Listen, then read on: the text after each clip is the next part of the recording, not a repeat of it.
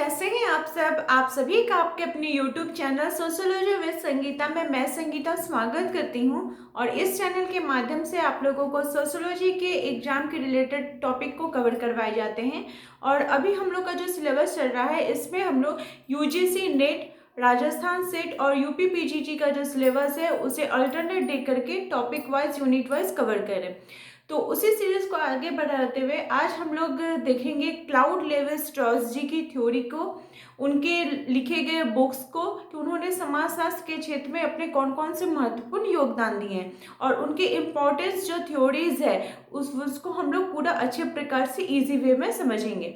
तो आप सब मेरी रिक्वेस्ट है कि अगर आप लोग को क्लास हेल्पफुल लगे तो अपने दोस्तों के बीच ज़्यादा से शेयर करें और मेरे चैनल पर नए हो तो प्लीज़ लाइक कमेंट करना ना भूलें और सब्सक्राइब करना भी ना भूलें। तो चलिए क्लास को स्टार्ट करते हैं। तो आज जिनकी थ्योरी को हम लोग देखेंगे वो है क्लाउड लेवी स्ट्रॉस। तो इनकी पहले भी क्लास हो चुकी है जिसका कि लिंक मैं डिस्क्रिप्शन बॉक्स में दे दूंगी, आप लोग उसको भी जाकर देख सकते हैं। और आज की क्लास में इनकी टोटल जितनी थ्योरी है हम लोग उन सभी थ्योरी को बहुत ही इजी वे में समझेंगे। तो क्लाउड लेवी स्ट्रॉस जी का जन्म हुआ था 28 नवंबर 1908 बेल्जियम ब्रुसेल्स में। और इनकी मृत्यु की बात की जाए तो इनकी मृत्यु 30 अक्टूबर 2009 पेरिस के फ्रांस में हुई थी। और इनके लिखे गए इम्पोर्टेंस बुक्स की बात की जाए तो the elementary structure of kinship, नातेदारी के संदर्भ में, एलिमेंट्री का मतलब क्या होता है प्राथमिक, तो प्राथमिक जो बनावट है किसकी, नातेदारी की, इसके संदर्भ में इन्होंने कब बात की थी 1949 में। और इसी बुक में इन्होंने स्ट्रक्चरल, इनका जो फंक्शनलिज्म का जो थ्योरी है यानी संरचनात्मक प्रकार्यवाद का जो इनका सिद्धांत है उन्होंने इसी बुक में अपना बताया था। फिर सेकेंड इनकी बुक है द सैवेज माइंड 1961 में। सैवेज का तात्पर्य होता है संक्षिप्त, जो संक्षिप्त बुद्धि है उसके संदर्भ में इन्होंने बात की। फिर उन्होंने टोटेस्मे की बात की, टोटेस्मे टुडे 1963 में। फिर इनकी नेक्स्ट बुक है द व्यू फ्रॉम अवतार 1983 में। नेक्स्ट इनकी बुक है द जेलस पॉटर 1985 में। नेक्स्ट इनकी बुक है माइथोलॉजीज 1964 में से लेकर 1972 तक। इस बुक को उन्होंने 4th वॉल्यूम में लिखा है, 4 वॉल्यूम में ये बुक आई है। और इनकी जो थ्योरीज है इसमें the raw and the cooked यानी कि जो पका हुआ भोजन और जो कच्चा भोजन है इसके आधार पर भी उन्होंने अपने सिद्धांत को दिया है इस बुक में 1969 में। और इनकी नेक्स्ट बुक है द नेकेड मैन। अब इनकी हम अगर थ्योरी की बात की जाए तो इन्होंने जो सबसे पहली थ्योरी दी थी वो था अलायंस थ्योरी। अलायंस का मतलब क्या होता है, आप कभी भी देखिएगा, पहले आप लोग सुने होंगे जो पॉलिटिकल पार्टी होते हैं जब वो इलेक्शन में आ जाते हैं तो आप लोग सुनिएगा कि उन लोगों के बीच गठजोड़ हुआ, यानी दो तरह के लोग जब एक साथ संपर्क में आते हैं तो उसको बोला जाता है कि अलायंस उनका हुआ है, उनका गठजोड़ हुआ है। तो इनकी जो ये थ्योरी है ये इसी पर आधारित है। अलायंस थ्योरी के अंतर्गत वे बताते हैं जो दो विभिन्न संबंध वाले लोग होते हैं वो रक्त संबंधी नहीं होंगे, जो विभिन्न संबंध के लोग होते हैं उनके बीच जब नातेदारी बनता है तो वो नातेदारी किस प्रकार का होता है, विवाह आधारित नातेदारी हो सकता है जो दो विपरीत संबंधों के बीच में, इसमें इन्होंने विवाह को रखा। तो ये जो विवाह होता है देखा जाइएगा कि हमारे समाज के अंतर्गत दो परिवारों के बीच जो विवाह संबंध बनता है इसकी बात इन्होंने की कि जैसे आप देख लीजिए कि कोई ए है, कोई बी है, कोई सी है, कोई डी है, ठीक है, परिवार है। तो ए परिवार के सदस्य का विवाह अगर डी परिवार में होता है और सी परिवार का बी परिवार में, तो इस प्रकार का जो विवाह होता है इसकी बात उन्होंने अलायंस थ्योरी में की, अपने जो उनका गठजोड़ संबंध का जो सिद्धांत था उसमें। और इसी के अंतर्गत उन्होंने बताया कि जो 4 प्रकार के जो रिश्तेदार होते हैं, जो नातेदारी होती है 4 प्रकार की, उनके बीच विवाह जो होता है वो वर्जित होता है। वे 4 प्रकार के नातेदारी कौन कौन से हो जाएंगे, आपका हो जाएगा पिता पुत्र, पति पत्नी, भाई बहन और मामा भांजा। तो इस रिलेशन के अंतर्गत अगर जो आते हैं तो उनके बीच नातेदारी का जो संबंध होता है वो क्या होता है, वर्जित होता है। उस प्रकार का हम लोग विवाह इसके अंतर्गत नहीं देख सकते हैं, वो हमारे समाज में इस प्रकार का विवाह देखने को नहीं मिलता है। तो फिर इन्होंने विवाह किस पर बताया, तो इन्होंने बताया जो विवाह हमारे सोसाइटी के अंतर्गत होता है वो विनिमय सिद्धांत पर आधारित होता है। किस पर आधारित होता है, तो वो जो विवाह होता है विनिमय सिद्धांत पर आधारित विवाह हमें हमारे सोसाइटी के अंतर्गत देखने को मिलता है। विनिमय सिद्धांत पर आधारित क्या हो जाएगा कि कोई एक परिवार के जो सदस्य होते हैं किसी दूसरे परिवार की लड़की को लेते हैं अपने परिवार में, उनके साथ उनका विवाह होता है। तो क्या हुआ, विनिमय किया गया, आदान प्रदान किया गया। तो वो किस सिद्धांत पर इन्होंने अपने विवाह को बात की है, तो विनिमय सिद्धांत पर आधारित बात की है। और इसी के अंतर्गत वे बोलते हैं जो क्रॉस कजन होते हैं उनके बीच विवाह जो होता है वो संभव होता है। जो क्रॉस कजन की भी इन्होंने बात की है कि जो क्रॉस कजन पाए जाते हैं उनके ये जो 4 नातेदारी हैं, इन नातेदारी को छोड़कर जो क्रॉस कजन हाँ सोसाइटी के अंतर्गत है उनके विवाह हमारा देखने को मिलता है। यानी क्रॉस कजिन के बीच जो विवाह है वो हमें सोसाइटी के अंतर्गत देखने को मिलता है। नेक्स्ट वे क्या बात करते हैं कि जो विनिमय सिद्धांत है ये 3 वर्गों पर आधारित होता है। विनिमय सिद्धांत कितने वर्गों पर आधारित होता है, तो वो 3 वर्गों पर आधारित होता है। वे 3 वर्ग कौन कौन से हो जाएंगे, आप लोग इसको नोट डाउन कर लीजिए। पहला हो जाएगा एलिमेंट्री स्ट्रक्चर, दूसरा हो जाएगा सेमी कॉम्प्लेक्स और तीसरा हो जाएगा कॉम्प्लेक्स। पहला क्या हो जाएगा, एलिमेंट्री स्ट्रक्चर, इनके बीच हमें विवाह देखने को मिलेगा। यानी जो सिंपल किसी एक परिवार का लड़का किसी एक परिवार की लड़की के साथ अगर विवाह होता है तो वो एलिमेंट्री स्ट्रक्चर के अंतर्गत आ जाएगा।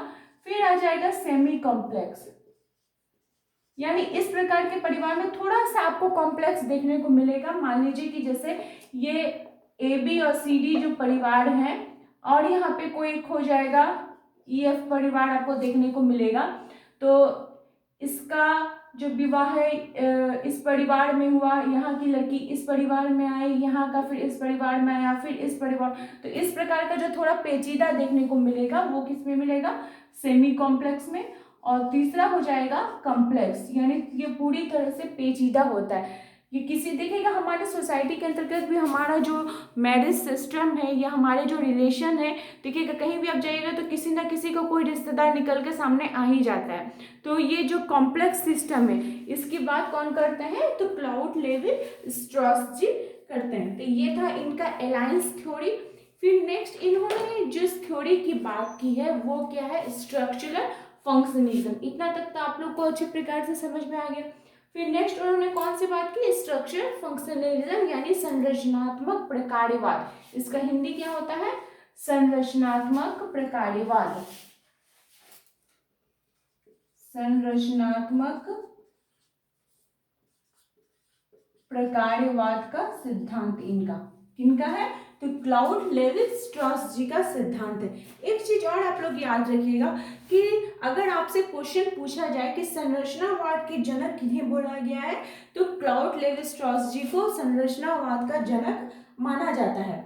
और इनके अनुसार इन्होंने जो ये अपना सिद्धांत दिया है वो किस में दिया है, तो ये इस पुस्तक में उन्होंने दी है, the elementary structure of kinship, जो कि 1949 में आई थी। इसमें उन्होंने बताया है, और क्या बताया है कि जो सामाजिक संरचना होती है वो वास्तविक नहीं होती है। कैसे नहीं होती है, वो वास्तविक हमें देखने को नहीं मिलती है, वो अंतर संबंधों पर बनती है। जो सामाजिक संरचना है वो किस पे बनती है, अंतर संबंधों पर बनती है। इसकी जो आंतरिक बनावट होते हैं उसमें परिवर्तन हमें देखने को मिलेंगे, जो हमारे संरचनात्मक प्रकार्यवाद है। और इसको समझने के लिए जो भाषा है, जिस भाषा का हम लोग प्रयोग करते हैं उस भाषा में हमें यथार्थकता देखने को मिलेगी। तो इन सभी चीज़ों की बात कौन करते हैं, क्लाउड लेवी स्ट्रॉस जी करते हैं। और ये बोलते हैं कि जो मनुष्य का जो ये रिलेशन है, जो संरचना है, वो किस पर आधारित होता है, तो मनुष्य के मस्तिष्क पे आधारित होता है। वो पूरी तरह से मस्तिष्क की बात करते हैं।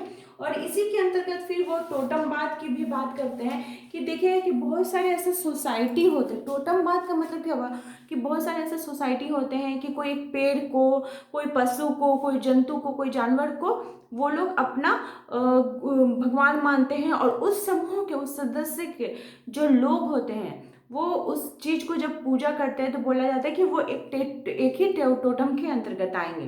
टोटमवाद की बात आपके कौन कौन करते हैं ये आप लोग कमेंट करके बताइए कि टोटमवाद की बात तो क्लाउड लेवी स्ट्रॉस जी करते हैं, इनके साथ ही साथ और किनके द्वारा टोटमवाद की बात की गई है आप लोग जानते हैं, अच्छी बात है। अगर नहीं जानते तो मैं बता देती हूँ। इमानुएल दुर्कheim जी ने की है। मेलिनोवस्की जी ने जब टोबियाना जनजाति का अध्ययन किया था तो उन्होंने वहाँ पे टोटमवाद का बात की थी। अब यहाँ पे देखिए एक और चीज आती है, हॉट एंड कोल्ड सोसाइटी। इसकी बात कौन करते हैं तो क्लाउड लेवी स्ट्रॉस जी करते हैं। हॉट मतलब हो गया गर्म और कोल्ड मतलब हो गया ठंडा।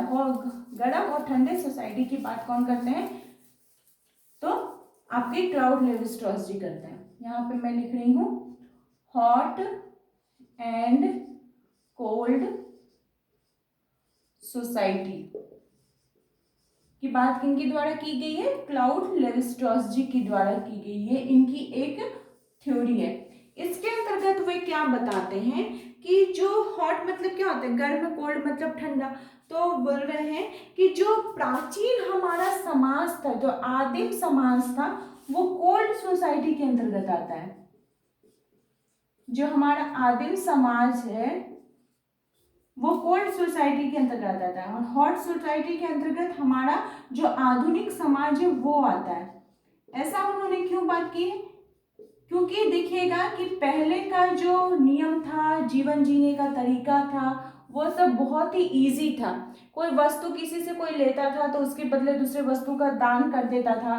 किसी प्रकार के समाज के अंतर्गत कोई प्रतिस्पर्धा हमें देखने को नहीं मिलती है। यानी सोसाइटी का आदिम समाज कैसा था तो सरल समाज था।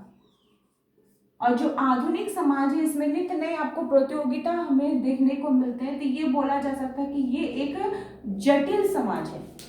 हॉट सोसाइटी को जहां उन्होंने जटिल समाज माना है, वही कोल्ड सोसाइटी को उन्होंने सरल समाज माना है। और यहाँ पे इस सोसाइटी का जो पहचान की बात की जाए तो किस पर आधारित है, ये टोटमवाद पर आधारित था। और जो आपका हॉट सोसाइटी था वो भौतिकवाद पर आधारित था, यानी आधुनिक मशीनीकरण पर वो आधारित था। भौतिकवादी जो बस जो जिस चीज का हम लोग यूज करते हैं, जिस चीज को यूज करने के बाद हमारे स्टेटस, हमारा रहन सहन में परिवर्तन आता है, इसकी बात कौन करता है तो हॉट सोसाइटी करता है। और ये कैसा तरीका था तो ये विभाजन का तरीका था हॉट सोसाइटी और कोल्ड सोसाइटी के बीच में। तो यहाँ पे हर चीजें जो थी वो भौतिकवादी वस्तुओं पर आधारित थी। जो उपभोक्ता थे उनके पास किस प्रकार की चीजें, ये इस पर आधारित था कि उसको समाज के अंतर्गत स्थिरीकरण कैसा होगा। और यहाँ पे हम बोल सकते हैं कि इसी समाज के अंतर्गत आर्थिक मानव की उत्पत्ति हुई थी। आर्थिक मानव की उत्पत्ति हमें कहाँ देखने को मिलेगी तो इसे सोसाइटी में देखने को मिलेगी। और यहाँ पे जो विवाह का संबंध कैसा था तो विनिमय सिद्धांत पर आधारित था।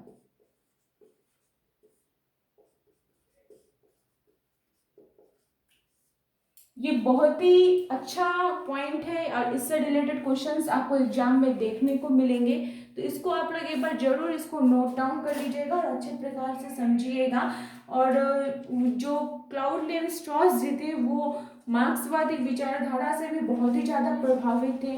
वो मिथक की बात करते थे कि ऐसे समाज के अंतर्गत बहुत सारे मिथक हमें देखने को मिलते हैं जो सोसाइटी के अंतर्गत नहीं रहने के बाद भी होता है। वो संरचनावाद को क्या बोलते हैं, मनुष्य की संज्ञान से जोड़ते, प्रकृति से जोड़ते हैं। जहाँ क्लाउड लेवी स्ट्रॉस जी क्या बोल रहे हैं कि मस्तिष्क क्या है, मनुष्य संस्कृति जो है वो मस्तिष्क में और कुछ भी नहीं है। और वो टोटमवाद की बात करते हैं, वे मिथक की बात करते हैं। इसके अंतर्गत वो पवित्रता और अपवित्रता की बात करते हैं। किस पर, धर्म के आधार पर वे पवित्रता और अपवित्रता की बात करते हैं। और धर्म के आधार पर जो पवित्रता अपवित्रता की बातें एक और करते हैं। आपके जैसे लुइस ड्यूमा जी हैं, वो जाति पर इसका भेद करते हैं। और एक और यहाँ पे इनकी इम्पोर्टेंट थ्योरी है बाइनरी ओपोजिशन। बाइनरी ऑपोजिशन जिसको कि बोला जाता है द्विभाजीय का सिद्धांत, द्विभाजीय विपरीतता का सिद्धांत, इसे क्या बोला जाता है? द्विभाजीय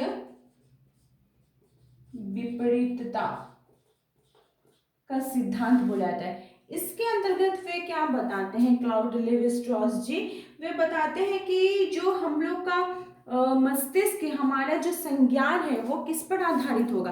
तो ये हम कोई भी चीज को जब सोचते हैं तो वो किस आधार पर सोचते हैं? संज्ञान के आधार पर सोचते हैं।